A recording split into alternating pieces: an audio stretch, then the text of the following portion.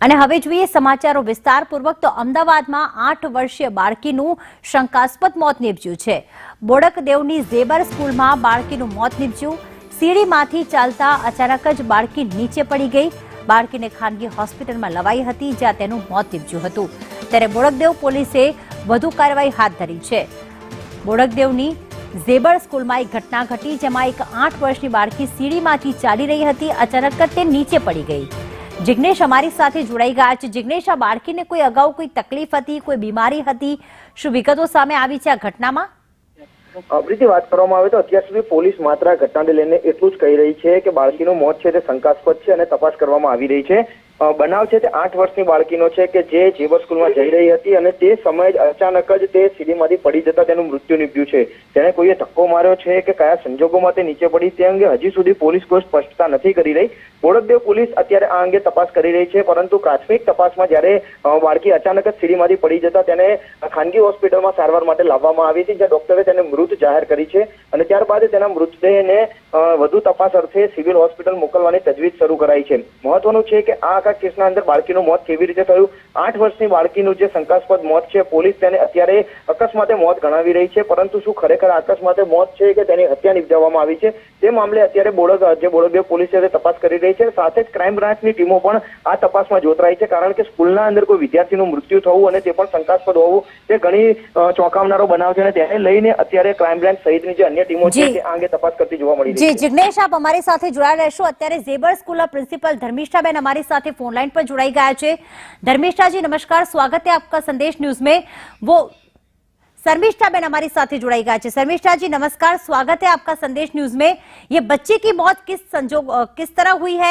जब वो सीढ़ियों से गिर गई थी तब आसपास कोई था, उसको क्या लगा था, क्या जानकारी मिली है?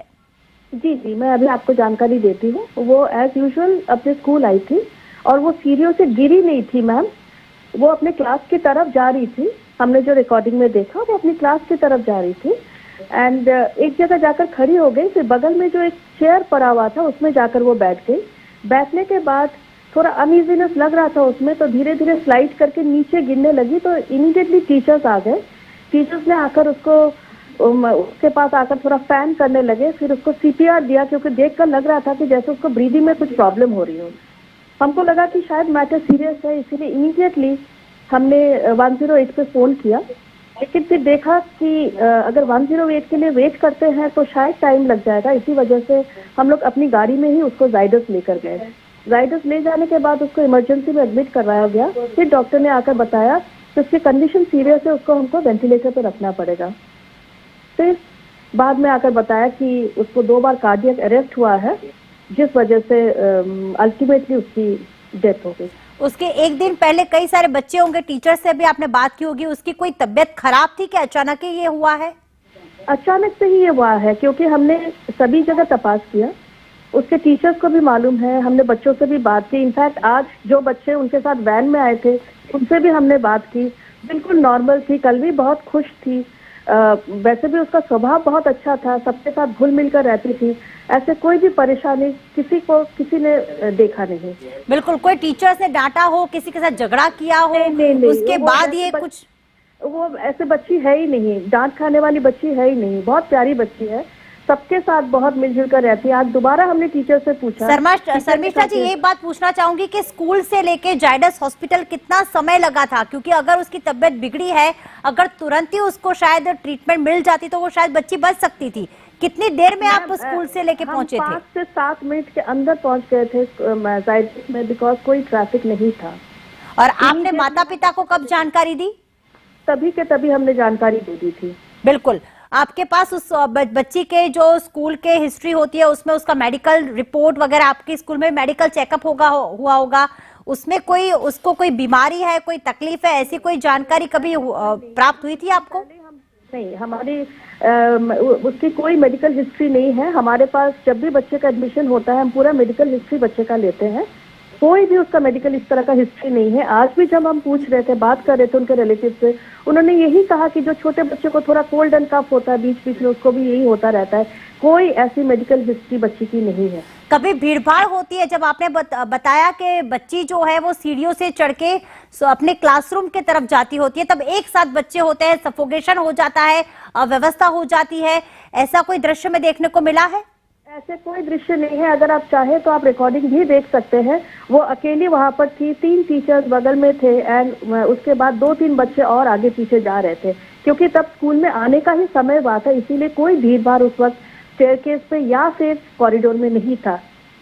बिल्कुल। और जब बच्चे को आप जैसे रोज बरोज की अगर बात करें तो स्कूल में से जब बच्चों को लेके जाना होता है तो क्या एक लाइन में नहीं लेके जाना होता है? बच्चे क्या अकेले ही सीढ़ी चढ़ के अपने क्लासरूम तक पहुंचते हैं? हम लोग एक ही लाइन में लेकर जाते हैं, लेकिन सुबह के टाइम में जब बसेस एंड वैन्स आते हैं, सबका आने का अलग अलग टाइम होता है एंड वहां पर नीचे भी हमारे स्पोर्ट्स के टीचर्स खड़े रहते हैं। अलॉन्ग विद दैट हमारे जो ग्राउंड स्टाफ होते हैं वो लोग भी खड़े रहते हैं मॉनिटर करने के लिए कि बच्चे सीधे लाइन में जाए। साथ ही साथ अगर किसी बच्चे को कोई तकलीफ हो तो हमारे पास लिफ्ट भी है जिसके माध्यम से हम उनको ऊपर लेकर जाते हैं, क्योंकि कुछ ऐसे बच्चे भी हैं जो कि क्लाइंब नहीं कर पाते हैं, तो उनके लिए हमारी व्यवस्था है कि जो हमारे ग्राउंड स्टाफ है वो उनका बैग लेकर उनको लिफ्ट से ऊपर लेकर जाते हैं, लेकिन अकेले बच्चे को हम लिफ्ट में नहीं छोड़ते हैं। बिल्कुल, धन्यवाद शर्मिष्ठा जी संदेश न्यूज के साथ बात करने के लिए। वरिष्ठ तबीब एवा डॉक्टर वसंत पटेल हमारी સાથે ફોન લાઈન પર જોડાઈ ગયા છે। ડોક્ટર વસંત, કાર્ડિયક એરેસ્ટ આવ્યું છે, જે પ્રિન્સિપલ કહી રહ્યા છે કે અચાનક એ પડી નથી ગઈ પણ અચાનક એને અનઇઝીનેસ ફીલ થયું અને પછી બેસી ગઈ હતી ને તરત જ જાયડસ હોસ્પિટલમાં પહોંચાડવામાં આવી। આપની શું પ્રતિક્રિયા છે કે બાળકોમાં પણ શું આવા પ્રકારની તકલીફ થઈ શકે છે? કોણે કહ્યું એ પ્રશ્ન છે। કોઈ પણ પેશન્ટ, કોઈ પણ વ્યક્તિ એક્સપાયર થઈ જાય બધામાં કાર્ડિયાક એરેસ્ટ આપણે એવું કહી ના શકીએ। કોઝ ઓફ ડેથ માટે કોઈ પણ વ્યક્તિને કોઈ ડિઝીઝ ના હોય, કશું જ ના હોય તો સસ્પેક્ટેડ કેસ તરીકે એનું પોસ્ટમોર્ટમ અને ઓટોપ્સી કરવી પડે, ત્યારે જ આપણે એનું કોઝ ઓફ ડેથ જાણી શકીએ। બરાબર છે। બીજું કે અત્યારે સરકાર અને આપણી ગુજરાતની વાત કરીએ તો ગુજરાતમાં બાળક જન્મે ત્યારથી સરકાર દ્વારા દરેક હોસ્પિટલ, પ્રાઇવેટ હોય કે સરકારી, એમાંથી ડેટા મંગાવવામાં આવતા હોય છે બાળકને કોઈ જન્મજાત ફોડખાપણ છે કે નહીં। એટલે આ પણ એટલું જ ઇમ્પોર્ટન્સ છે। અને સ્કૂલમાં જતા બાળકોનું પણ હેલ્થ ચેકઅપ સરકાર નિયમિત કરે છે અને એમાં પણ જો એને કોઈ કન્જનાઇટલ રોગ હોય, બીમારી હોય તો એની સર્જરી ને બધું જ સરકાર ફ્રીમાં કરતી હોય છે।